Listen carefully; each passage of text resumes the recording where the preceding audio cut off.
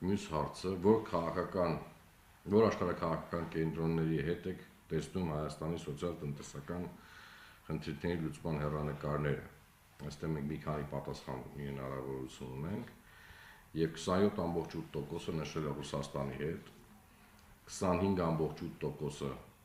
նշել է Եվրամիության հետ, ԱՄՆ-ի հետ նշել է 15.5%-ը,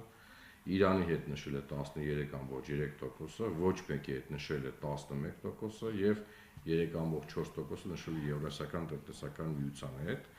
Հիշեցնեմ, որ Ռուսաստանը 27.8%-ը, ես կարծում եմ այս տոկոսները կարելի է գումարել, եւ եթե մենք գումարենք, մոտ 32%-ը կստացվի, որ այդ դեպի Ռուսաստան եւ դեպի ԵԱՏՄ-ը, եւ այս առումով կարող եմ նշել փոփոխությունը, որ ի տարբերություն մեր նախորդ տարվա տենդենսների դեպի Եվրամիություն ավելի շատ ձգտելը, այստեղ մենք գրանցել ենք կրկին հետադարձ ուղղվածություն եւ Ռուսաստանի հետ ձգտումը դեպի Ռուսաստան ավելի մեծ է, քան Եվրոպական հետ համագործակցություն, չնայած Եվրամիության հետ նշել ենք 25%, կան քիչ չի։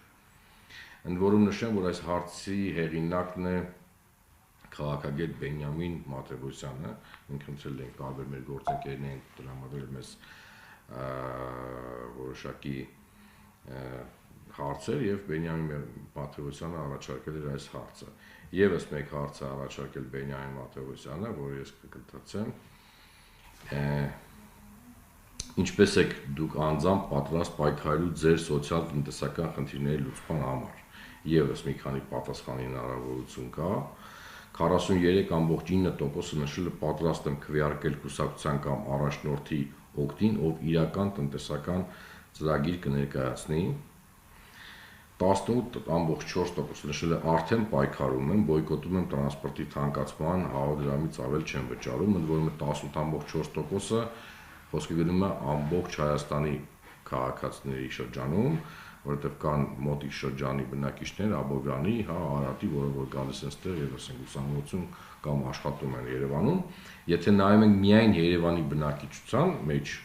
այդ դեպքում 27%-ը նշում, որ բոյկոտում է արդեն իսկ եւ չի վճարում կամ վճարում է 100 դրամ։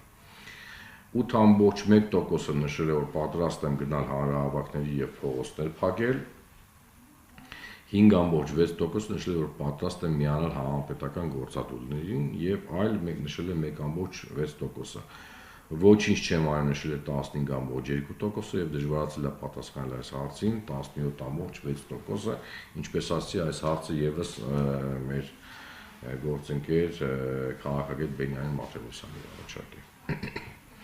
Հաջորդ հարցը. գնահատեք Հայաստանի Հանրապետության